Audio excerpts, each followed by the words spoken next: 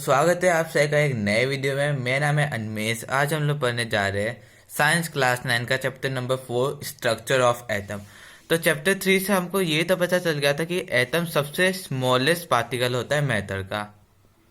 तो आज हम मगर हमें पूरा अच्छे से पता नहीं चला था कि एटम क्या होता है, कैसे बनता है एटम और उसमें कैसे डिवाइड होता है एटम। तो इस चैप्टर में हम स्ट्रक्चर ऑफ एटम पढ़ेंगे। ठीक है।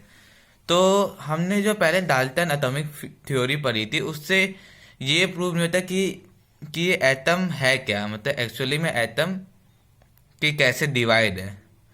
फिर तो इसी के बाद फिर लोगों ने ये सोचना स्टार्ट कर दिया और साइंटिस्ट सब ने ये करना स्टार्ट इन्वेंशन करना स्टार्ट कर दिया और एटम्स को प्रूव करने लग डिवाइड करने लग गए। तो जो पहले महाशय जी आए थे उनका नाम था ई गोल्डस्टीन।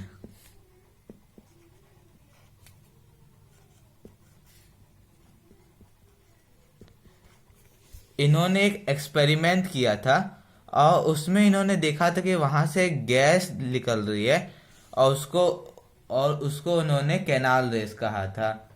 और वो जो रेस निकल रही थी उनको उन्होंने पॉजिटिवली चार्ज रेडियस कहा था, इसलिए इन्होंने इलेक्ट्रॉन कहा गया। और वो जो निकल रहा था चार्ज उस पे एक उसकी जो मैग्नीट्यूड थी वो प्रोटॉन के इक्वल थी, मगर उस पर जो साइन लग रहा था वो था नेगेटिव का। मतलब जो भी हमारा इलेक्ट्रॉन है, जो इलेक्ट्रॉन उन्होंने निकाला वो हमेशा होगा ई माइनस पे। मगर ये इससे सिर्फ इतना ही चीज़ हमें पता चलता है कि एक इलेक्ट्रॉन था। फिर ये था सब एटॉमिक पार्टिकल ऑफ एटम। जो इलेक्ट्रॉन है ये सब एटॉमिक पार्टिकल है, मतलब जैसे एटम है तो उसका भी ये भाग है एक तरह से। फिर जे जे थॉम्सन करके एक आदमी आए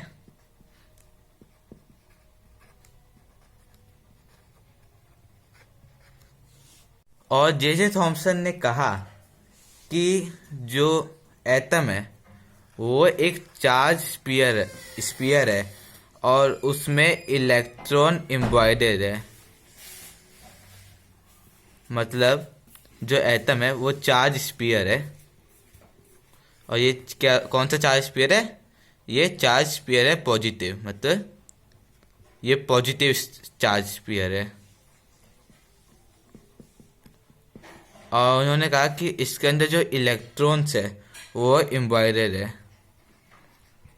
मतलब आपने देखा होगा कि आपने वाटरमेलन तो देखा होगा, उसमें जैसे बीज नहीं होते काले काले, वैसे ही ये समझ लो कि ये वाटरमेलन एक पॉजिटिव स्पीयर है और इसके अंदर इलेक्ट्रॉन्स मतलब भरे हुए हैं पहले से। ये जे जे थॉम्सन ने कहा। उन्होंने कहा था कि जो प्रोटॉन है उन्होंने उन्होंने एक एक्सपेरिमेंट किया और उन्होंने निकाला कि एक नेगेटिव चार्ज रेस निकल रही थी, उनको इन्होंने प्रोटॉन कहा और प्रोटॉन प्लस से डिनोट होता है। ठीक है। और उन्होंने ये कहा कि एटम में ये पॉजिटिव चार्ज स्फीयर है और इसमें ये इलेक्ट्रॉन्स है, ये दोनों का जो मैग्नीट्यूड है वो इक्वल है। मतलब जितना पॉजिटिव चार्ज स्फीयर है उतने इलेक्ट्रॉन है, इसलिए P प्लस और E माइनस जब एक साथ हुए तो P से E कट गया और जो हमारा एटम है वो न्यूट्रल बच गया। इसलिए हम देखते कोई भी एटम जैसे हाइड्रोजन है, कार्बन है, उसमें कोई भी चार्ज स्पीशीज नहीं रहता, क्योंकि जो प्रोटॉन प्लस में था और इलेक्ट्रॉन माइनस में था उन दोनों ने एक दूसरे को काट दिया। ये थ्योरी बताया गया था जे जे थॉम्सन मॉडल। इसको हम जे जे थॉम्सन मॉडल कहते हैं ऑफ एन एटम। अब जो जे जे थॉम्सन ने अपना मॉडल बताया, फिर जो साइंटिस्ट सब ने रिजल्ट निकाले वो इनके मॉडल को अच्छे से एक्सप्लेन नहीं कर पा रहे थे। फिर दूसरे महाशय जी आए जिनका नाम था रुदरफोर्ड।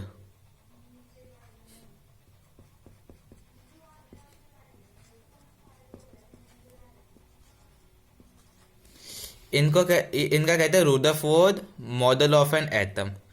इन्होंने पहले एक्सपेरिमेंट क्या किया है वो हम पहले जान लेते हैं। इन्होंने एक बहुत पतली गोल्ड की फॉयल लिया जो करीब 1000 एटम थिक था, और फिर उन्होंने इसके ऊपर से एक एक लाइट की बीम पास की, और फिर जो रिजल्ट निकला वो देखकर उनको वो हैरान हो गए। चलो बताता हूँ रिजल्ट क्या निकला।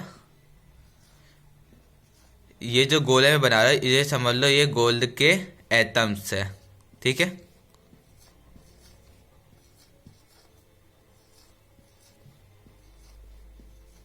और ये उनके बीच में न्यूक्लियस है।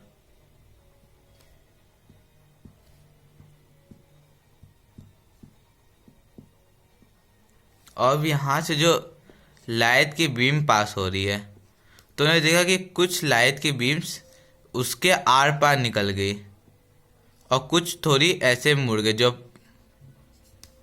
और कुछ टकरा कर वापस आ गई। तो ये कैसे हुआ? ये जो गोल्ड के एटम्स है, जो लाइट इनके पास में से निकल गई वो पास हो गई, और जो न्यूक्लियस पे टकराई वो पीछे घूम गई, और जो न्यूक्लियस के पास निकली उनके थोड़े एंगल्स थोड़े ऐसे बदल गए। तो ये उनके एक्सपेरिमेंट में ये चीज़ हुई। और फिर इस एक्सपेरिमेंट के बाद रुदरफोर्ड ने कहा कि किसी एटम में एक छोटा सा न्यूक्लियस होता है और उसके आसपास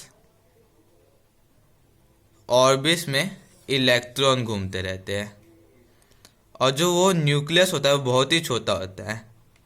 मतलब ये जो ऑर्बिट्स है इधर इलेक्ट्रॉन घूम रहे हैं, ये इलेक्ट्रॉन।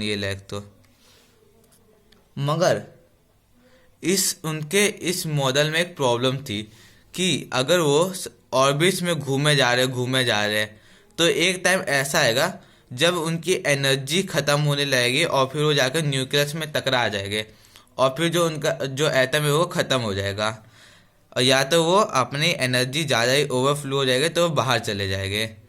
तो ये प्रॉब्लम आई थी रुदरफोर्ड के मॉडल में। फिर इनके मॉडल को ओवरकम किया बोहर ने। इनका पूरा नाम था नील्स बोहर, और इनके मॉडल कहते हैं बोहर मॉडल ऑफ एटम। इन्होंने बताया कि only certain special orbits known as discrete orbits of electrons are allowed inside the atom. While revolving in discrete orbit, the electron do not radiate energy. इसका मतलब ये है कि जैसे एटम है इसके अंदर न्यूक्लियस है, अब जो हमारे इलेक्ट्रॉन्स है वो एक क्या कहते हैं वो एक स्पेशल ऑर्बिट्स में घूम रहे हैं। देख रहे हैं ये जो इलेक्ट्रॉन्स है ये कुछ स्पेशल ऑर्बिट्स में घूम रहे हैं, और इनके जो एनर्जी है वो ना ही कम होगी ना ही ज़्यादा होगी। इसके वजह से ये हमेशा उसी ऑर्बिट में घूमते रह गए। ये बोहर्स मॉडल ने कहा था, और उनका ये एक्सपेरिमेंट सही भी था,